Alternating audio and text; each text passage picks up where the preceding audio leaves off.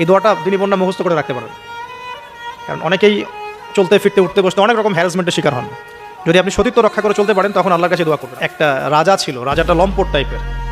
লম্পট রাজা বোঝেন কিনা? যারা নারীর নেশা খুব আর কি, যে মেয়েকেই দেখে তাকে তুলে নিয়ে যায়। এখন এই রাজা সারা আলাইহিস সালামের দিকে চোখ দিল। এখানে আমাদের দিনী বোনদেরকে একটা মারাত্মক নসিহত করতে চাই। এটা আমি পড়ছিলাম যখন গত 3 দিন থেকে, আমি 2বার এখানে পড়তে পড়তে থেমে গেছে। সারা আলাইহিস সালামকে যখন কিডন্যাপ করা হয়েছে তখন দুটো কাজ হয়েছে এখানে। এক, ইব্রাহিম আলাইহিস সালাম সাথে সাথেই তিনি নামাজে দাঁড়িয়ে গেছেন। ইব্রাহিম আলাইহিস সালাম কী করেছেন? নামাজে দাঁড়িয়ে গেছেন। আর সারা আলাইহিস সালামের দিকে যখন হাত বাড়াচ্ছে এই আপনার লম্পট বাচ্চা, সারা আলাইহিস সালাম সময় চেয়েছেন যে আমি নামাজ পড়বো, আমাকে নামাজ পড়ার ব্যবস্থা করে দেওয়া হোক। সারা আলাইহিস সালাম অজু করে এসেছেন, অজু করে নামাজে দাঁড়িয়েছেন।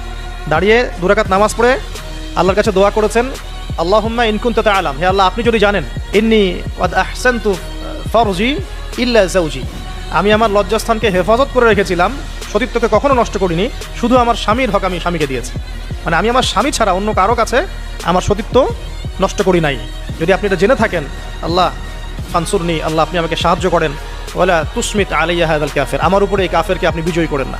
দোয়া করার সাথে সাথেই এই বাচ্চার হাতটা অবশ হয়ে গেছে, হাত আর আগাচ্ছে না, হাত প্যারালাইজ হয়ে গেছে, পড়ে গেল সে।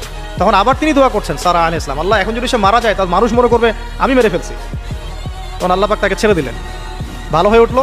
আবার ওই যে বললাম পশুর স্বভাব তো কখনো ঠিক হয় না, আবার হাত দেওয়া চেষ্টা করলো, আবার অবশ হয়ে গেল। এভাবে 3-4 বার চেষ্টা করেছে। এরপরে যখন পারছে না তখন সে বলছে যে আমার সামনে কোন শয়তানকে তোমরা নিয়ে আসছো, সে তার ভাষায় বলছে।